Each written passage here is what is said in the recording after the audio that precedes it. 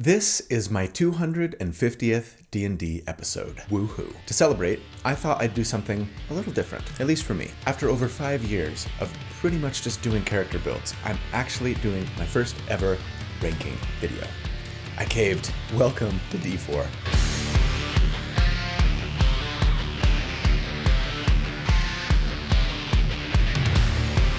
Hey everybody, so here at D4, most weeks I take a deep dive into character builds for my favorite role-playing games. I like to crunch numbers about them, I like to theorycraft about them, not to tell you like the right or best way to play a character, but to explore one potential way to build something in the hopes of creating a character that's both powerful, sure, but also fun to play. So if you also enjoy creating characters for your favorite role-playing games, or if you're just interested in theory crafting or looking for tips or ideas on how to build something that you're thinking about playing, then welcome home.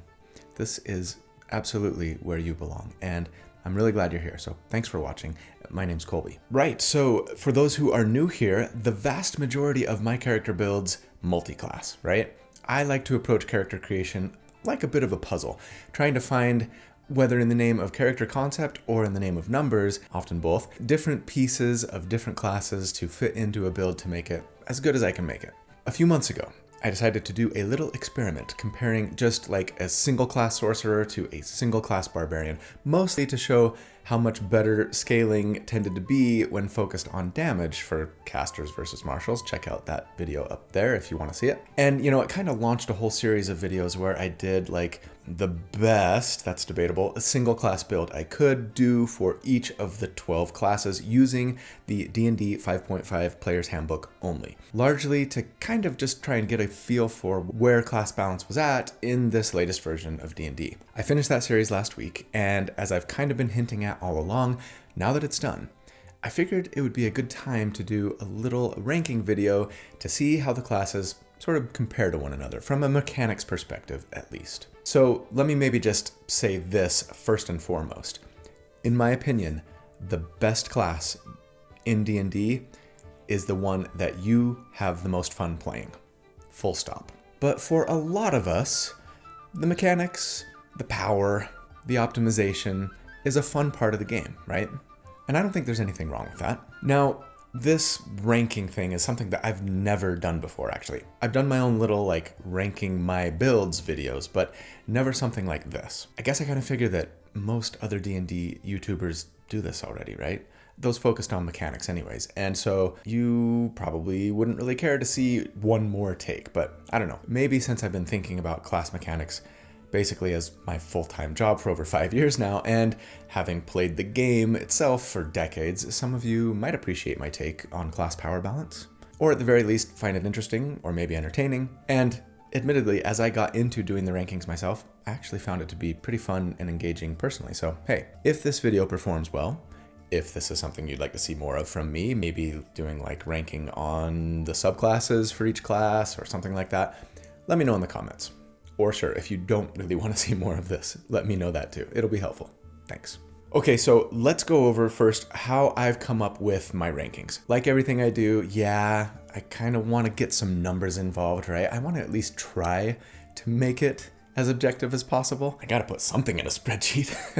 I've come up with 5 different categories that I think constitute how mechanically potent a character might be in Dungeons and Dragons. Those categories are damage, survivability, support, which for our purposes is just going to mean healing, protecting, and buffing allies, control, both in the hard shutdown variety and the softer like debuffing enemies variety, and finally utility, which basically means everything you want to do outside of combat in like the social and exploration phases of the game. I have given a score from 1 to 5 for each of those 5 categories for every class, allowing for half points even, with some slight additional weightiness given to like levels 1 through 10 when allocating those points, since those are the levels that most of us tend to play at, right?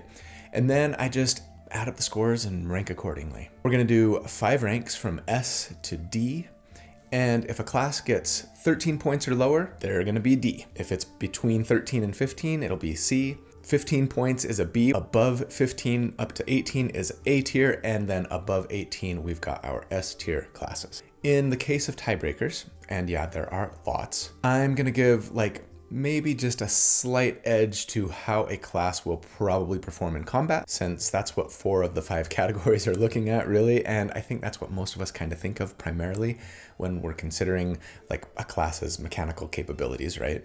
In the end, of course, this is a subjective exercise. Most every one of you are going to disagree with at least something that I say here, some point score that I assign to a class, right? And I'm totally fine with you disagreeing. Let me know where you think I'm wrong in the comments, and we can have a lively debate. Okay, no more preamble. If you're new here, yeah, I'm long-winded. That's how I roll. Sorry if you don't like long-form content. I am excited to present D&D episode number 250. Ranking every class in the 5.5 Player's Handbook. But first, I am so thrilled to have World Anvil as a sponsor for the video again today because they are truly one of my favorites, the best software out there for managing your world, your campaign, your characters, and even your writing. Okay, so listen up. GMs, have you ever felt overwhelmed trying to build, manage, and keep track of your world and your campaign? Players, have you ever felt frustrated trying to keep track of not only your own character, but also all of the people you've met, places you've been, and events that have transpired over the course of your campaign? I mean, I just get annoyed trying to keep a notebook and a pen at my table amid my laptop or iPad, my dice, my minis, let alone trying to remember to write stuff down all the time, right? And then I discovered World Anvil. For you world builders, World Anvil supports over 45 systems, including D&D and Pathfinder and Daggerheart and the Cosmere RPG and many more. And they even allow you to integrate your own game system if you've built one. But they make it so very easy to create wiki-style presentations of your world and your writing so that you can keep track of everything you build. They also have a fantastic interactive map builder, my favorite feature, that you can customize as much as or as little as you want, and even chronicles that combine timelines with those maps. So you can plot and keep track of what happened where and when in your world, whether before your campaign started, if you're just doing like the history of my world, or important events that have happened while you've been playing. Presenting information to your players has never been easier. And yeah, World Anvil is for players too, not just GMs. It makes it easier than ever to access everything that your GM wants you to know about their world and campaign, and even lets you build your character right from within the site, regardless of the game system that you're using, letting you keep your character sheet, your backstory, your spellbook, your journal entries, and session notes all in one place. The same place where all of the info that you need about your GM's world is also located, right? Just a click away. It's so convenient, it's so well crafted, so please, if you haven't yet, do yourself a favor, go check out World Anvil. Sign up for a free account at least to see what you might be missing. When you do, I would appreciate it if you would use the URL that I've put in the video description and the pinned comment so that they know I sent you. And as always, there's the deal, right? The deal of the century. If you decide to purchase a yearly subscription, use the code D4 at checkout and you will save a mind-blowing 51%. Yes, 51. So very generous. Okay. Humongous thanks to World Anvil. Your support means the world to me, and I love this tool. All right, let's get back to the rankings. Okay, we are going to do this thing alphabetically, so starting at the top, the Raging Beefcake, the Barbarian. For damage, I'm going to give them a 3.5. I would go higher, I think, but poor scaling later on in their career, and, you know, they're still getting outpaced by some classes even early on. That said, up through level 5, they are top tier, no question, for damage, especially as a Berserker or a Zealot. But after that, they do start to get outpaced a bit. For survivability, we're going to go with the 4. I mean, they have a D12 hit die, best in the game, and resistance to most damage potentially when they're raging, right? Solid physical saves, but they don't get really great AC, maybe not until late in the game. And if you're attacking recklessly all the time, which you probably are, then you're going to be getting hit a lot. As for support, I'm just going to give them a 2. You know, there's no heals. They don't have a lot of tanking options outside of like the World Tree subclass or like the non-Player's Handbook Ancestral Guardian, right? There's no fighting styles either here for like protection or interception or something. Though you could get a little protection from, say, the Sap Weapon Mastery. Still, there's just not a lot there. Unless you know, try and take feats for it and things like that, but I can't take those into consideration. We're just looking at class and subclass features, right? As for control, again, I'm going with 2. They make solid grapplers, but Grappling is a lot harder to maintain in 5.5 than it was in 2014 rules, right? And again, I mean, World Tree Barbarians bring more, but there's not much in subclasses otherwise. There's a little potential with weapon masteries for some kind of softer control, right? You can topple, you can push, you can slow, but yeah, overall, not a ton, and definitely not a ton of hard control. Finally, utility. Again, I'm giving them a 2. You know, it's a bump from 2014 with Primal Knowledge especially. Might be a 2.5, but still nothing amazing in the utility field for Barbarians. Plus, I mean, you've got to be raging to take advantage of Primal Knowledge, and it's not like you can just kind of rage as often as you want throughout an adventuring day, so there's a limiting factor too. And so, if you take all of those numbers and just add them up, you end up with a 13.5, and that puts the Barbarian at C tier. And that surprises me a bit, if I'm being honest. Stupid numbers. I think if we were just talking like levels 1 through 9 or 10 and just looking at combat, I would have put them a little higher. I really like Barbarians, and I think they're really strong, tanky bruisers. But yeah, they really don't excel much at doing anything other than like hitting stuff and not dying in tiers 1 and 2 of play especially. So if that's what you're looking for, Barbarians are great. Otherwise though, yeah, they're just a little mechanically flat, right? Let's move on to the all singing, all dancing crap of the world, the Bard. For damage, I'm going to give Bards a 3. Specific builds can get you really, really high, especially if you can multiclass. But without multiclassing, it is significantly worse, I think. And even when it's good, like via Lore Bard with Conjure Minor Elementals and Scorching Ray, right, it won't get really good until level 7, and that means the majority of the game with pretty low damage for a lot of campaigns. As for survivability, I'm just going to give them a 1.5. This is probably the Bard's biggest weakness, right? A D8 hit die, no shield spell innately, only light armor and no shields outside of the Valor subclass anyways. Yeah, you can generally kind of try and stay at range, but there's no guarantee that you'll be able to do that. You do have some spells to heal yourself with, and you know, you could potentially teleport, but that's about it when it comes to trying to stay alive. But as for support, I mean, I gotta give them full points here. I'm giving them a 5. They might be the best class in the game for support, in my opinion. To be fair, that is heavily influenced by magical secrets. So support is even stronger as a lore bard, as so many things are for bards. You know, if we're talking pre-level 10, right? There's not a lot for bards, to be fair, for like tanking, protecting, but Bardic Inspiration is just so good. Counter Charm is good now. And, you know, they innately get access to the most important heal spells and can magical secrets the rest. As for control, I mean, 4.5. Same thing here, right? Access to most of the best control spells in the game, and they can magical secrets the rest at higher levels.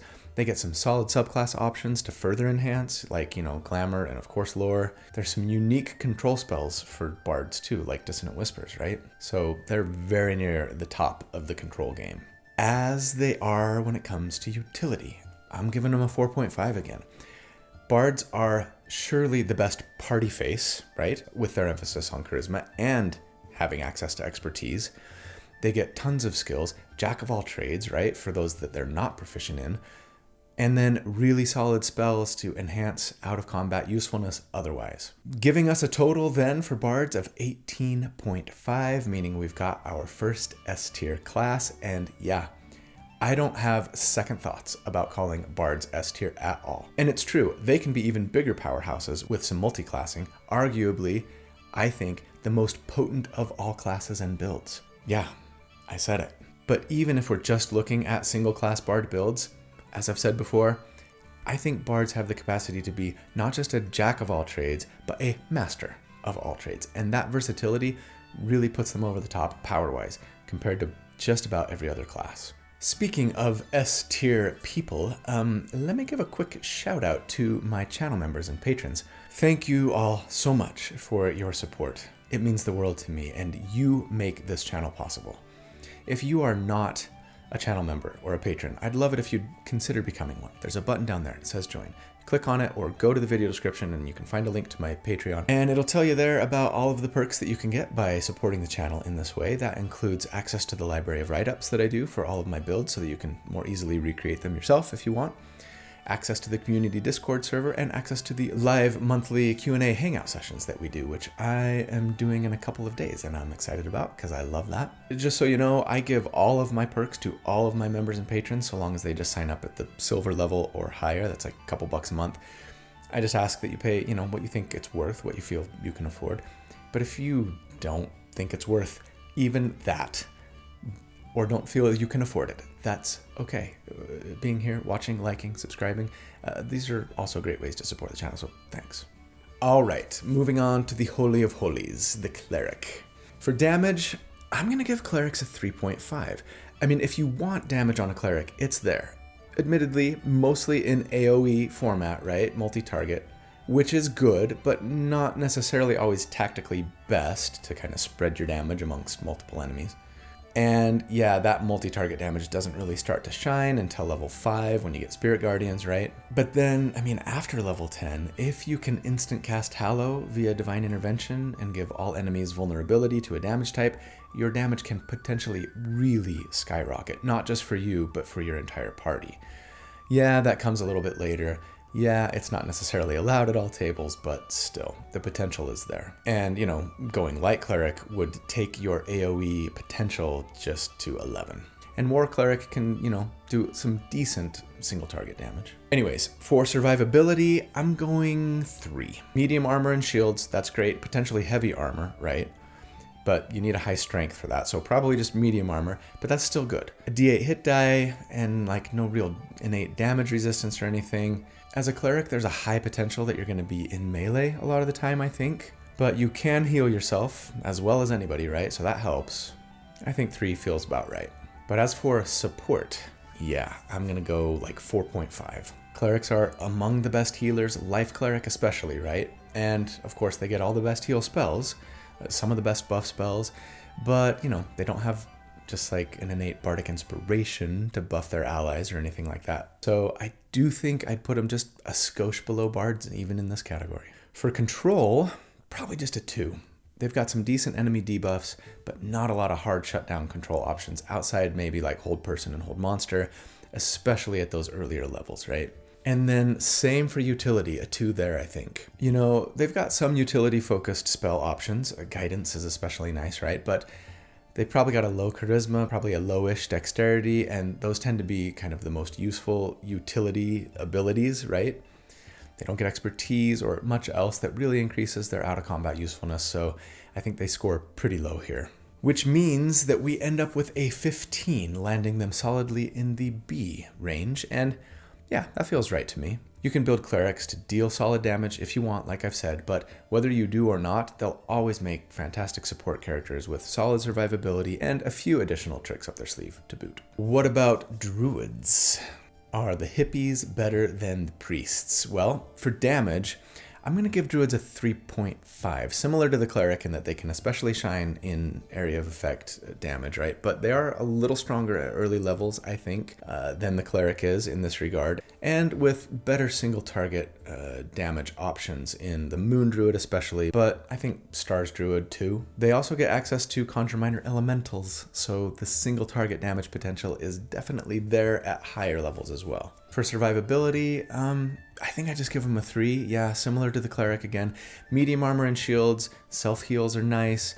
A D8 hit die isn't. And, again, no innate damage resistance options. Though, of course, Wild Shape can help a little bit if you actually wanted to use that in combat, though you probably don't, unless you're a Moon Druid, right? As for support, I gotta go 4. Druids can make fantastic support characters. They get some spells like Goodberry the Clerics don't get. But I think generally Clerics get a little bit better stuff here when it comes to just heals and buffs and, protecting your allies. Prayer of Healing is really amazing. Warding Bond, right? I'm talking Cleric spells here that Druids don't get. Later on, stuff like Conjure Celestial and Power Word Fortify, I think Clerics have the edge in support over Druids. As for control, I'm going to give them a 3.5. They don't have quite the same level of shutdown power like the Arcane casters do, right? With Fear, Hypnotic Pattern, Slow, Wall of Force, etc. But they're better than Clerics with things like Entangle, Spike Growth, Plant Growth, Polymorph, Wall of Stone, and more. For utility, they are up there, 4.5. They might not necessarily make great party faces innately or have a lot of roguish skills or expertise, but it's hard to overestimate the power of Wild Shape when it comes to infiltration and getting to hard-to-reach places, right? And their spell list is just chock full of fantastic utility, from Goodberry to Jump, all kinds of nature-friendly stuff like Speak with Animals and Plants. Beast Sense, Pass Without Trace is incredible for your whole party if you're trying to be stealthy, right? Water Breathing, Transport via Plants, yeah, there's just a ton of great options there on top of the super versatile Wild Shape. So much so that I'm tempted to give them a 5 here actually, but I think I'll leave them at 4.5. Which means that we get a total for Druids here of 18.5. Yep, tying them with Bards and landing them in S tier. I'll be honest, this kind of surprised me when I finished giving them a score, though I'm sure it didn't surprise a lot, maybe most of you. People have been saying that Druids are powerhouses forever, but despite that, I tend to not build all that many of them. Probably because their greatest strengths, I think, lie in the support and utility areas, right? Which are things I don't tend to build a lot of characters around, not as often. Anyways, I think I'm going to put them just below Bards in S tier, since I think Bards bring just a little bit more potentially in combat. And yeah, if you could do something to help Bard survivability, like grabbing a medium armor via a feat or a multi-class dip, they're even a lot stronger, I think. All right, let's move on to the bacon of D&D, the fighter. The class that I am most guilty of abusing when it comes to multiclassing. What are they like as a single class build? Well, for damage, I think I'm giving them a 4. They are the hardest hitting of any pure martial non-spellcaster when you look at like the lifetime of their career, right? They scale better than any other martial in the player's handbook with their extra attacks, action surge, extra feats.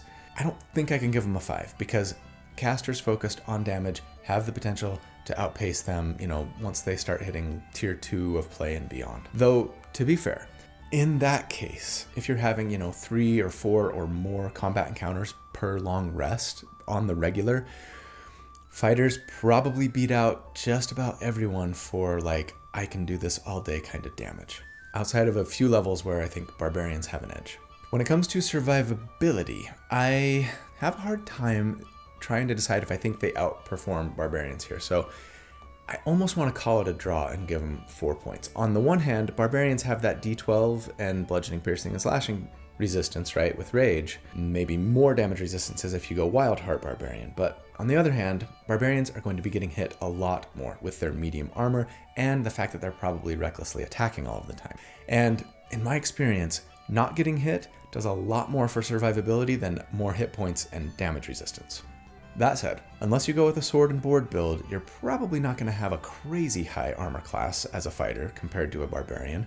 Probably just one higher, right? With heavy armor. I mean, I guess you could pick up the defense fighting style and then you'd be better by 2. And barbarians can get up to 20 eventually with unarmored defense if they can cap their dex and their con, which they're probably not doing, let's be honest. And while not giving enemies advantage on attacks against you as a fighter versus barbarian, right, will help, if you've got like an 18 or a 19 armor class or so, I mean, you're still getting hit plenty by monsters, in higher tiers of play especially. We do get Second Wind though, for some self-heals, and Indomitable as well, right, to really benefit saving throws. Fine, I'm going to give them a 4.25. Just a teeny edge over the barb, I think. As for support, like a 2.5. Slight edge over barbarians here as well, I think, thanks largely to their fighting styles that can offer some decent protection. Some subclasses give some better options here as well. Battlemaster, Psy Warrior, and Eldritch Knight can get you some support potential. So yeah, advantage fighters, I think, for martial support. For control, just a 2.5, I think. They probably have an edge here over barbarians as well. Not a ton they can do outside of grapple or, using weapon masteries for topple and slow and things. But their subclasses tend to have more control options than barbarians. Aside from the world tree, right? But I mean, Battlemaster, Eldritch Knight gets wizard spell list options. So yeah, I think I give fighters a slight edge here too. And then finally for utility, probably just a 2.5. Again, slight advantage over Barbarians, I think. I mean, Tactical Mind can be used to benefit any ability check, which I think is a little bit better than the Barbarian's Primal Knowledge, though that might depend on what ability check we're talking about, to be fair. But again, fighters have better subclass options for utility, I think. So yeah, totaling it up, then we land on a 15.75, and that puts them in A tier, our first A tier class. Can I really put a pure martial above a pure caster in the Cleric? A lot of people are going to disagree with me on this. But yeah, I feel okay about it. Fighters really do scale better damage-wise than any other pure martial in the game right now, and they truly do bring a healthy amount of versatility to what they can do in-game outside of just hit stuff and take a hit, especially in 5.5, and especially when you consider subclass options. So yeah, I'm leaving them an A. Next up, it's my darling baby, the monk, my favorite class. Am I going to show you favoritism? Or am I going to be overly critical because I always want you to be the most powerful and bestest? Okay, for damage, I'm giving monks a 3. Worse than barbarians and fighters for single target damage. And without spell options for AoE, like casters, to say nothing of things like Conjure Minor Elementals or any other damage per attack spells or even rage, right? And that's the real bummer about monks for me. The fantasy is to have this attacker who is awesome because they can make so many attacks, right? But when they don't really get anything inherently to enhance those attacks damage-wise, then making lots of fairly weak attacks just doesn't actually end up doing a whole lot of damage. Even if we could just get something like rage, it would go a long way to help monks keep up on this front. They're not terrible, and they're definitely better in 5.5 than they used to be, but they still tend to fall behind, especially after level 6 or so. For survivability, I'm giving them a 3 again here as well. I mean, better than they used to be, especially with the improvised deflect attacks, right? But outside of a couple of subclasses that are no self-heals, and their armor class is going to be pretty mediocre until they can get both their dexterity and their wisdom really high. They're only a D8 hit die who's probably going to be in melee most of the time. Maybe unless you're an elemental monk, right? They do get some saving throw love with evasion, but that's only on specific kinds of dexterity saves. And of course, disciplined survivor, but that doesn't come until level 14 or so. So yeah, I think it's a 3. What about support? I mean, a 1. No heals outside of Mercy Monk, right? No fighting styles to protect with. There's just really not much there. Control options are a little stronger though. I probably give them a 3. Stunning Strike can really shut down enemies if you can get them to fail that Constitution save against it. I know that this can be a nightmare for DMs, but it is a con save, and as a monk, your wisdom probably hasn't been prioritized, so your DC isn't going to be all that great either, and that's part of the problem. And in 5.5, it's not spammable anymore. When it works, it's really fantastic. And yeah, monks are probably the best grapplers in the game now, with their ability to make dexterity-based unarmed strikes, and thus grapples now, right? And their ability to make so many unarmed strikes on their turn, and their better move speed if you want to drag them around. They do get a little debuffing potential from pretty much every subclass, whether using darkness as a shadow monk, pushing and pulling via elements and open hand, right? Or poisoning via mercy. I could almost be persuaded to give him a 3.5 here. If Stunning Strike were just a little more reliable, I think I would. Anyways, let's move on. Utility. I'm giving him a 3 again. I mean, as a dexterity and wisdom based class, they're just gonna naturally be better at fulfilling the rogue role, right? So they'll make passable scouts and lockpickers and trap finders better than most classes at least. And they get a whole slew of cool but not necessarily all that useful in combat stuff, like the ability to run up walls or across water or jump from big heights without taking damage. And yeah, they got that crazy move speed.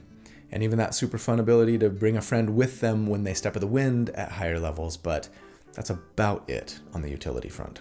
Totaled up then, we end up with a 13, meaning that we have our first D tier class. And I can feel the heat of your outrage across time and space. Believe me, I can.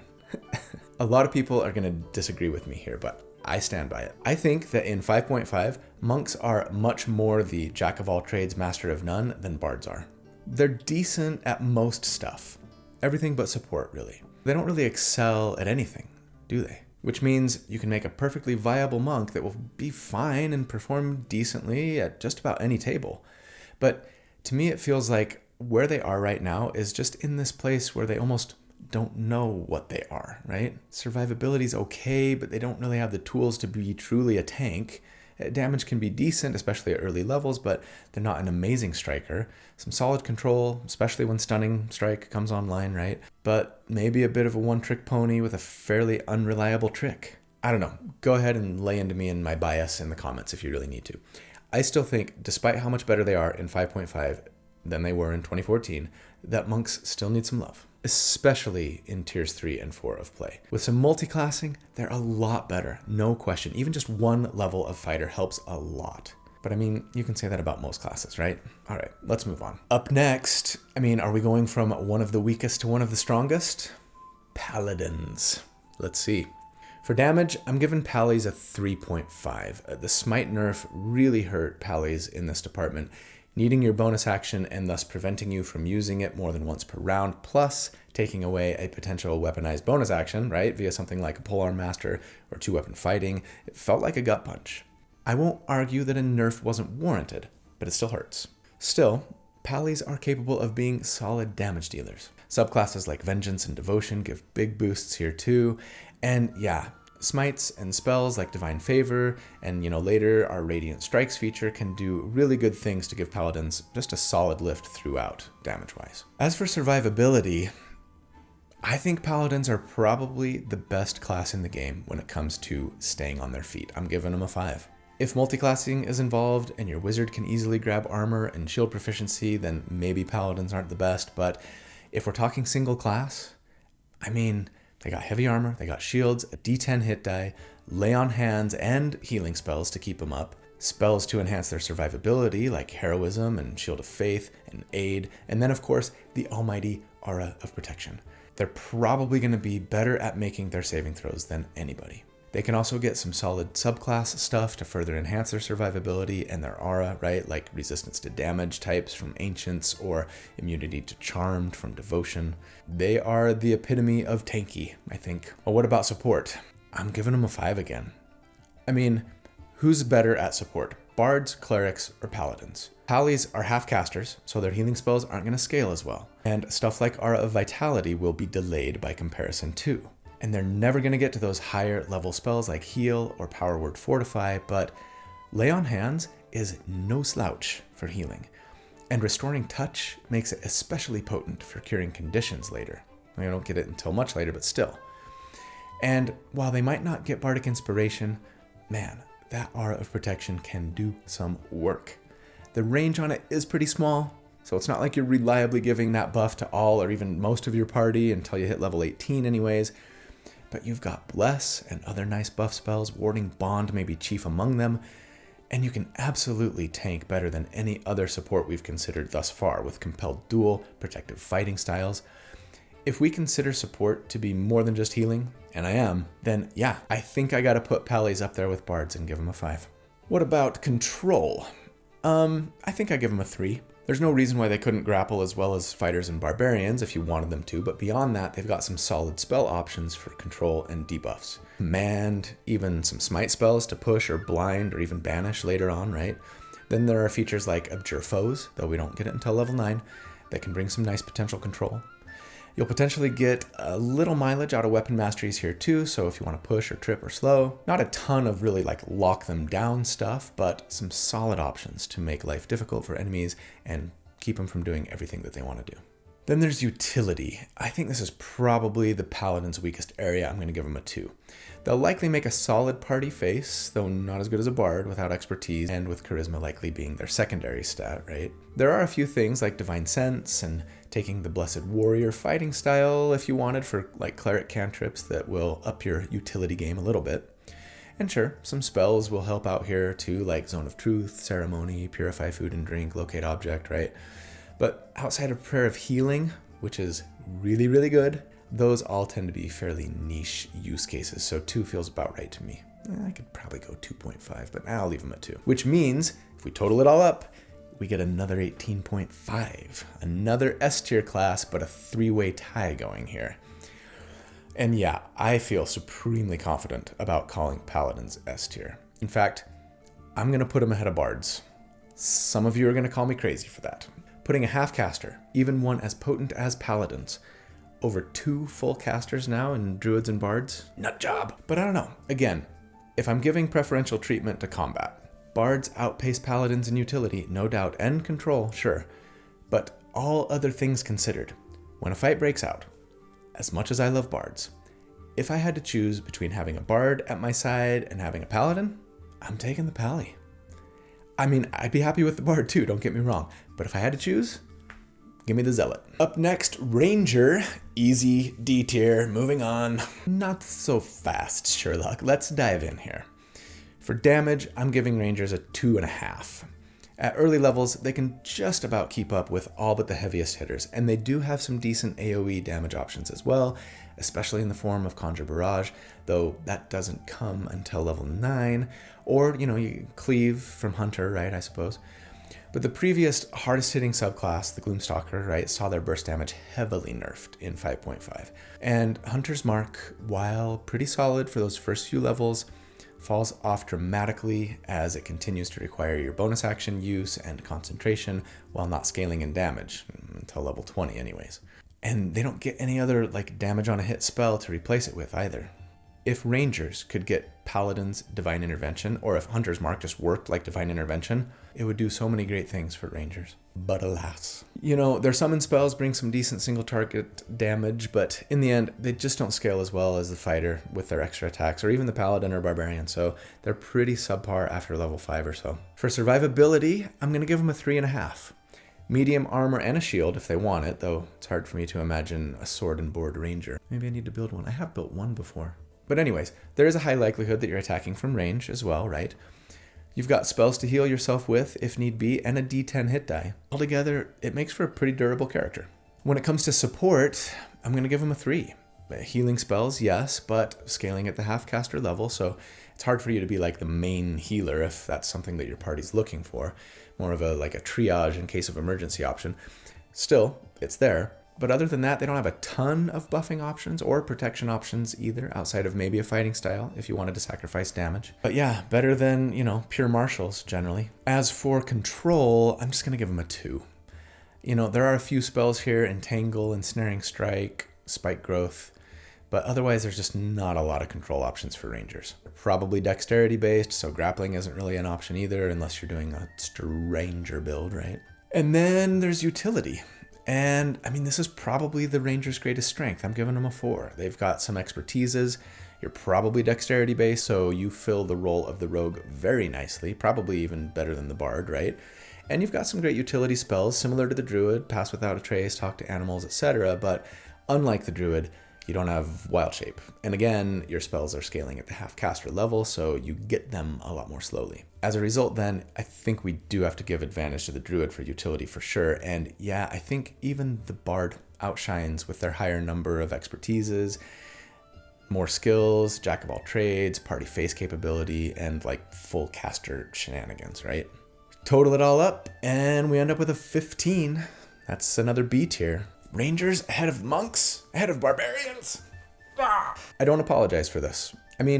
Sure, the class design has its problems, especially where Hunter's Mark is concerned, no doubt. I would homebrew fixes for it. Talked about them before. But even without any homebrew redesign, Rangers are still half-casters with some solid support, utility, and even control options that are pretty decent.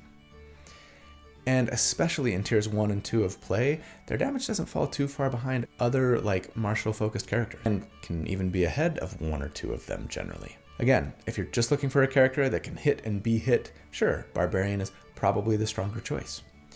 But if you want a character who can do more in both combat and especially outside of combat, I think the Ranger brings more than a lot of us give him credit for. All right, moving on to the Rogue, the one that I claimed in the early days of 5.5 was the weakest class in D&D now. Does that hold up to scrutiny? Well, for damage, I'm giving him a 2.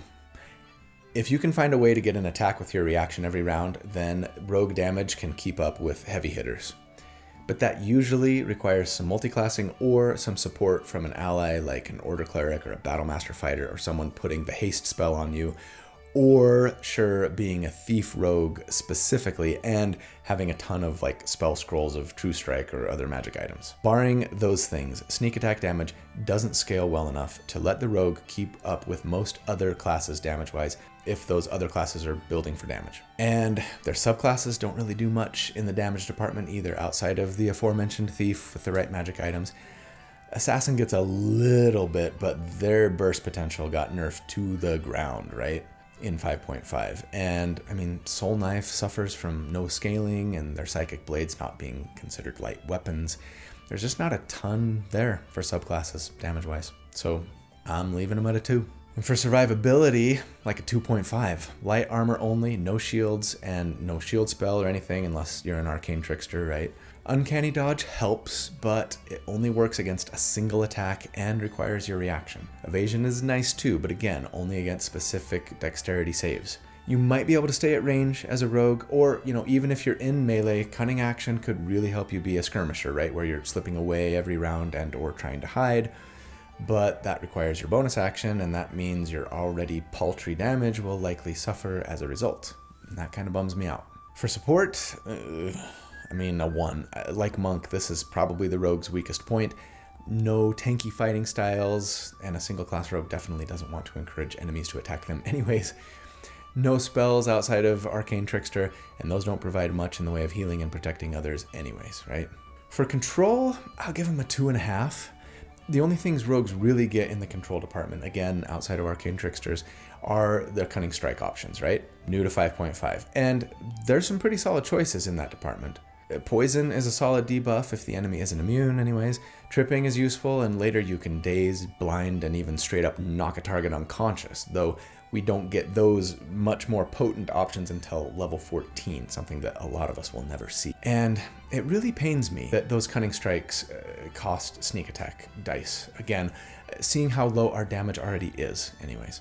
I'm not saying we should be able to knock people out for free every round, mind you, but I think it would be appropriate to give at least those first set of Cunning Strike options just no cost. And maybe reduce the cost of the more powerful Devious Strikes by 1 or 2 d6 personally. But then there's utility. Obviously, the rogue's greatest strength, right? I'm giving him full 5 points here. They get more skills than any other class. They get expertises. And then the incredible reliable talent, where any skill you have proficiency in can never be lower than a 10. Some would argue that rogue shouldn't be a 5 in utility. Only full spellcasters would merit that score. I think I disagree. Spells are amazing, of course, but so is being unable to get lower than like a 15 or so on a roll if you're proficient in it, and probably lower than a 20 something if you've got expertise, right?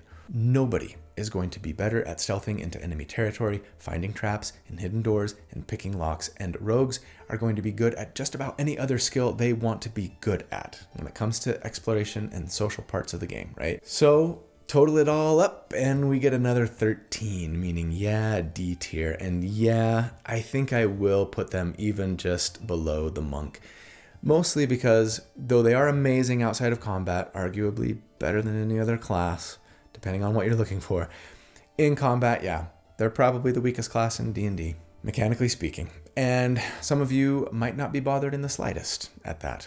And for the record, I'm not necessarily wanting every single class to be a 5 on the damage score, despite what many of you may think and often say in the comments. I'm happy to have classes bring different strengths and weaknesses to the game. But I do wish rogues, and sure, monks, but especially rogues, could see a bit of a damage bump. It doesn't have to be on par with fighters or whatever, but a bump is warranted, I think. Okay, up next, the I'm magical because I'm charismatic Sorcerer. I claimed in the early days of 5.5 that Sorcerers were the new strongest class in the game. Does that claim hold up to scrutiny? Let's take a look. For damage, I'm giving them a 4.5. I mean, for single target damage, they definitely start off a little slow, but only when compared to like the best of the best. But at least for one single combat encounter per day, they can punch pretty hard with just Scorching Ray and advantage on their attacks thanks to innate sorcery. Throw in Quicken Spell to add a cantrip, and they're almost keeping up with fighters and barbarians at level 5, to say nothing of being able to throw out Fireball. Once you start adding more combat encounters per long rest though, the numbers do drop pretty significantly. Still, since most of us seem to only be running 1 or 2 encounters per day, and considering how much higher they scale than marshals once we're getting into like tier 3 and tier 4, I think I gotta give them an edge here, even over fighters. Your mileage may vary at your table, of course. When it comes to survivability, like a 2.5. I mean, a d6 hit die with no armor or shield proficiency is a big deal. You could take a feat to get some, but even that's not going to do you much. That said, the mage armor spell is better than non-magical light armor, and the shield spell does a lot of work. And considering how much easier it's going to be for you to stay at range than a lot of classes, and the ability to teleport away via Misty Step, etc., and the really nice defensive bumps they get from the Draconic subclass and even Aberrant and Clockwork subclasses, I think, yeah, it bumps them up to at least just a 2.5 or so. But for support, probably just a 2. If we consider support to only be healing and protecting and buffing, then yeah, sorcerers don't bring a lot. Clockwork Soul gets a little help here, and their spell list isn't devoid of support options, but it's definitely not their forte. Control, on the other hand, is.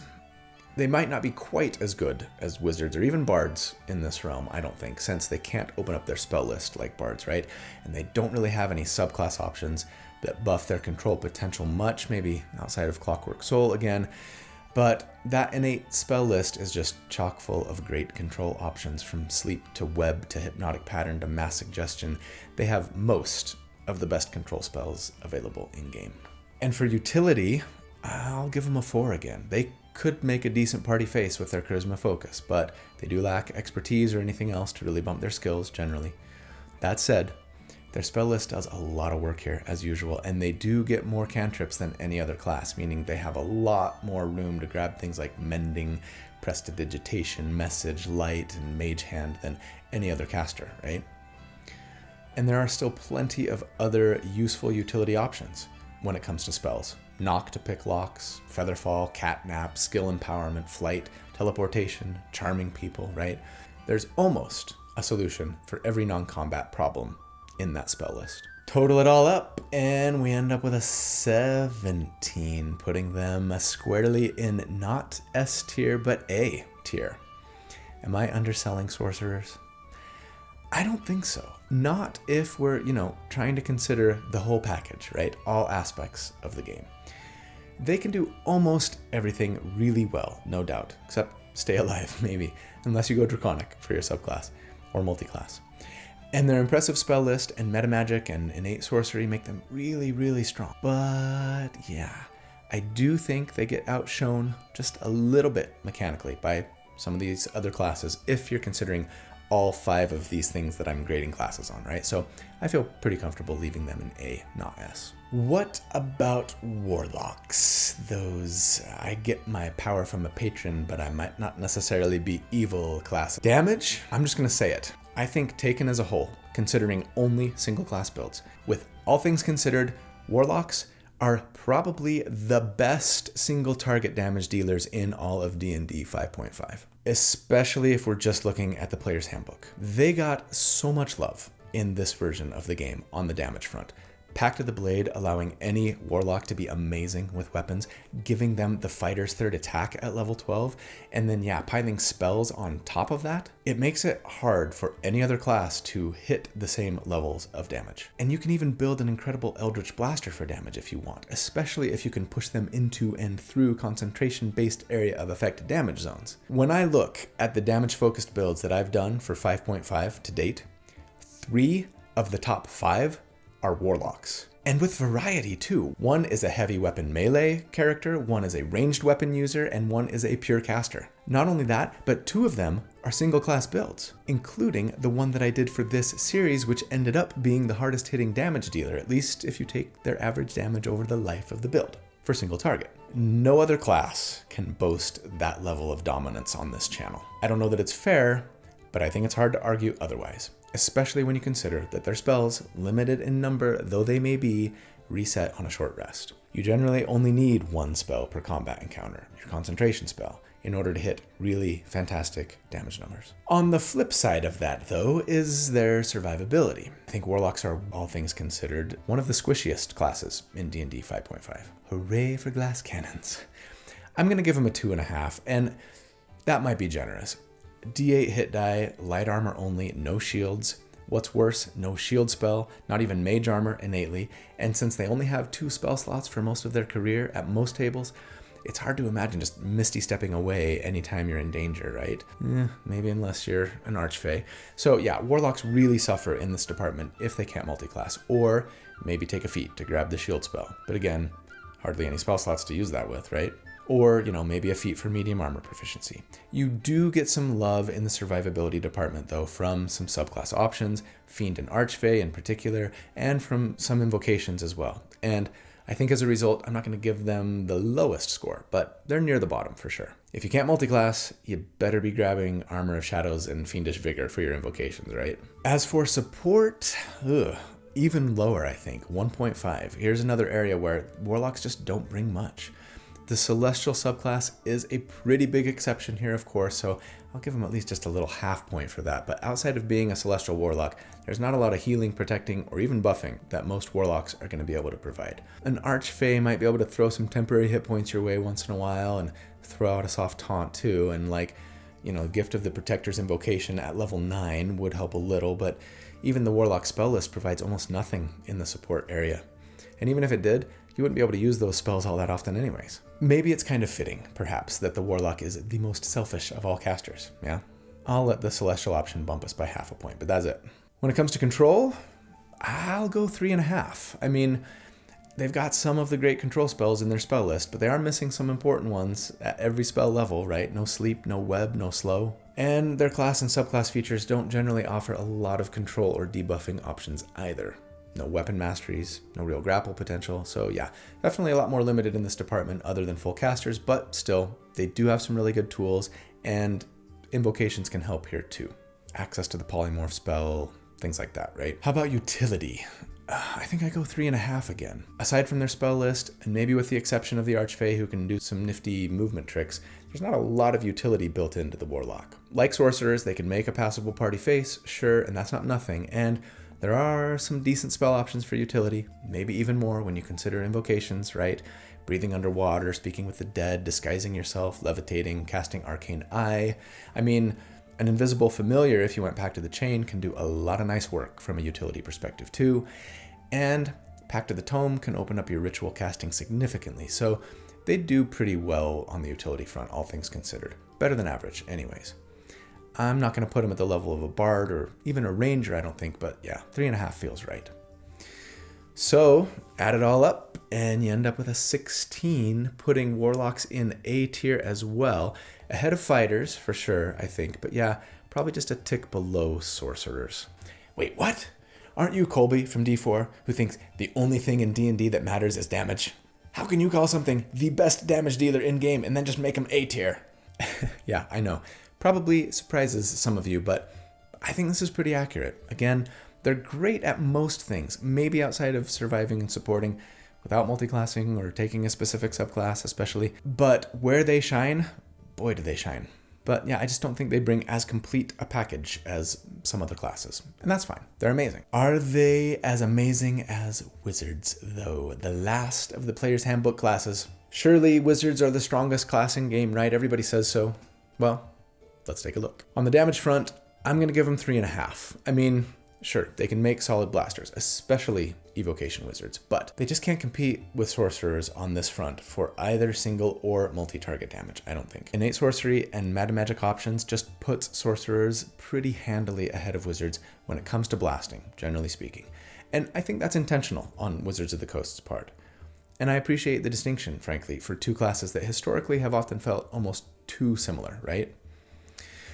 That said, if we're talking post-level 7 play, Scorching Ray plus Conjure Minor Elementals is going to outdamage just about anything in the game for single target damage, and Wizards are the only ones who get access to that combo, outside of the Bard's Magical Secrets, so you've got to take that into consideration, I think. But, on the other hand, that combo takes a round to get going, right? You have to buff yourself first, and it doesn't really start to just like outpace everything by a mile until you get into higher levels and see some crazy scaling on Conjure Minor Elemental. So yeah, I think I'm going to keep him at 3.5. You could probably talk me into a 4, but you're not here right now, so 3.5 it is.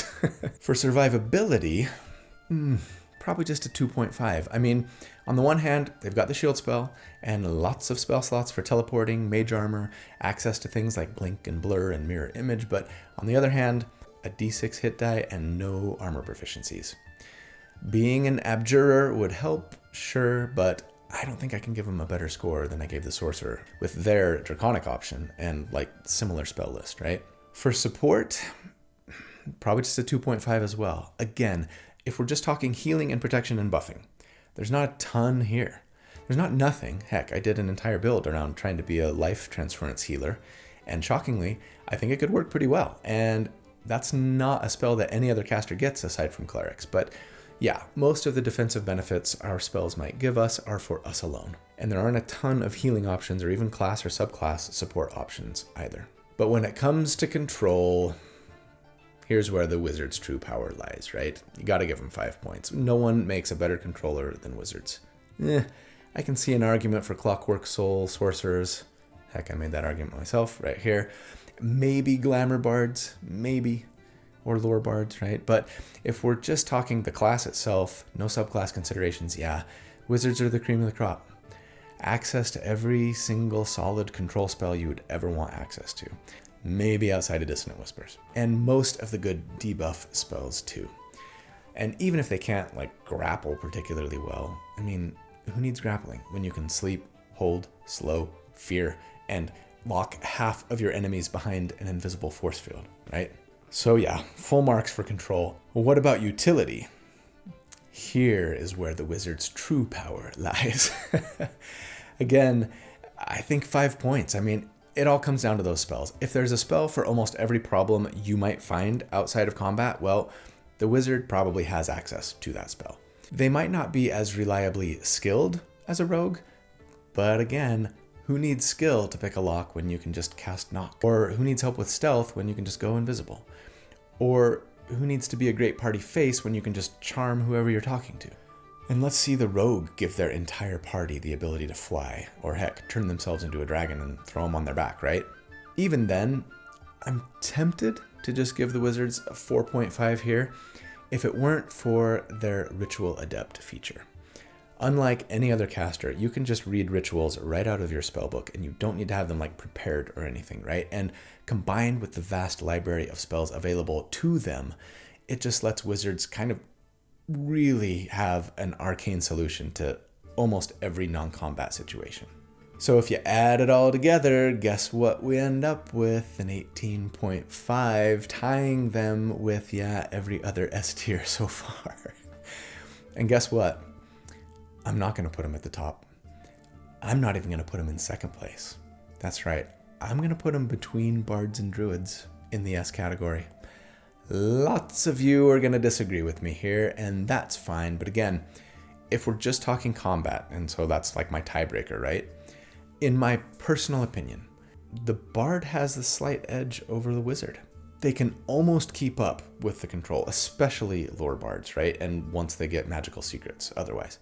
And if I had to choose who to have in my party between a bard and a wizard, I'm taking the bard. And still a paladin over either of them.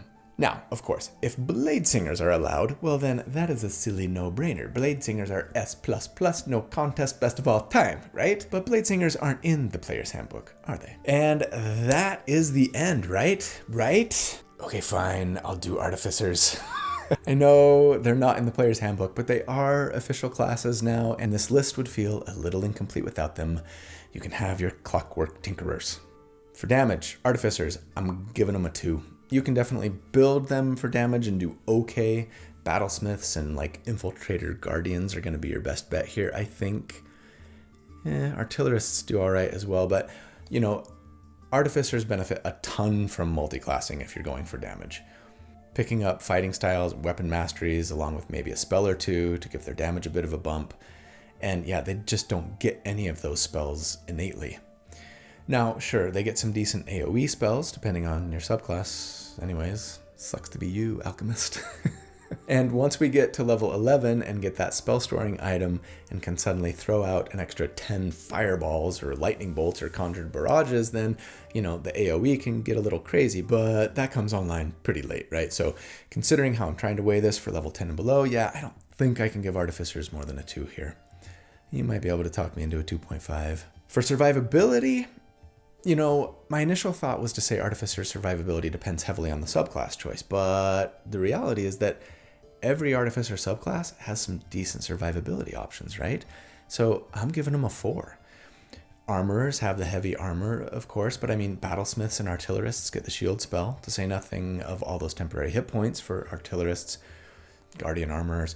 Alchemists can chug potions and get healing word. Same with Cartographers, who can bounce away from danger on the regular. So yeah, add medium armor and shields to the mix, an innate way to make those things magical, and some decent healing spells in there to boot, and Artificers are pretty dang healthy. Only a d8 hit die and only half casters, but still, among the more durable spellcasters, I'd say. Second only to Paladins. How about support? Probably a 4 again as well. I think I'd argue this is the Artificer's greatest strength. Every Artificer can heal, and every subclass brings either some great additional buffing and healing, like Alchemists, Cartographers, and Artillerists, or some great additional tanking and protection like Battlesmiths and Armorers, right? In fact, I think I'd argue that the Armorer makes a better tank than any other build in 5.5 currently, if we're just going single class, since their survivability can get incredibly high, and they're the only subclass that's seen a 5.5 update who has that soft taunt on an attack, right? Where your target has disadvantage on all attacks they make against anyone but you. So yeah, I think I gotta give them at least a 4 in this category. For control, probably just a 2 though. They do get some decent control and debuffing spells, Web, Wall of Stone later, but outside of some subclass spell lists, the Armorer in particular, I'd say they're a bit lackluster in the control department. No weapon masteries or grappling capability to speak of either, so yeah, control just isn't something Artificers bring much of to the battle innately. As for utility, I'll probably go 3. This is another decently strong suit of Artificers, I think. Between the adventuring gear they can make on demand, the useful magic items they can craft on demand, and some utility-based spells, they're pretty dang useful outside of combat. They might not necessarily make great scouts or party faces, but they can mend, rope trick, catnap, empower skills, and just kind of whip up any item you might need at a moment's notice. So yeah, probably more useful than a Cleric or a Barbarian, outside of combat at least, generally speaking, with Cartographers and Alchemists bringing a little extra love in this department. So total altogether, we end up with a 15 again, which puts them in B tier 2, tied with Rangers and Clerics. And I think I'd put them in between, above Rangers, but below Clerics. I think in combat, Artificers bring just a little bit more to the table than Rangers generally, even if their damage is probably a skosh lower until they get their spell storing item, potentially anyways. But yeah, below Clerics probably for support, and especially for like AoE damage potential.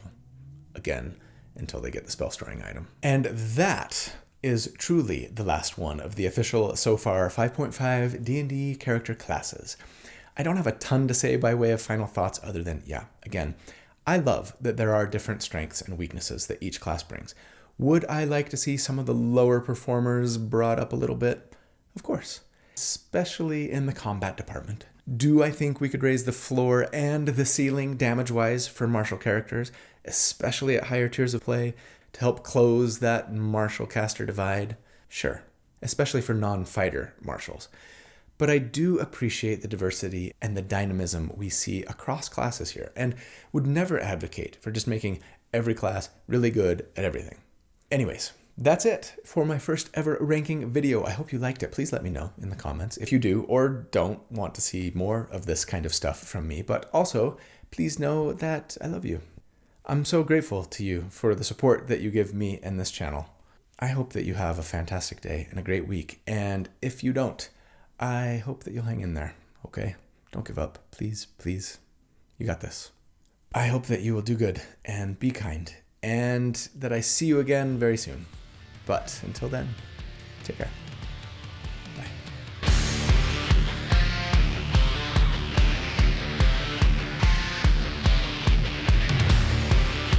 Maybe I just refuse to be here for you. Maybe that's who I am underneath my official plan. We dive for easy pearls and leave the rest forgotten. We leave the best of worlds on the bottom. I've sung a lot of girly man songs in the outtakes over the years. One of my favorite little, like, kind of folk pop trios ever. They're a not very well-known band. They broke up years ago. They haven't been making music, but just this last week they announced, as I'm recording this anyways, that they're getting back together. They're putting out a new album, recording new music. I'm so excited. If you are a fan of beautiful harmonies and just lovely acoustic music and lovely people, you should check them out. Just go to girlyman.com probably, or Google it, right? I just signed up on their Patreon to kind of help support them get this new album out. And it's pretty cool. They're kind of like sending me like insider videos and stuff like that, which is awesome. So anyways, and with a better like smites and spells like divine smites, and with charisma like me, I think I gotta put Pally's there. I think I gotta and every subclass geez, why did I write that so weird? I'm so grateful for the support that you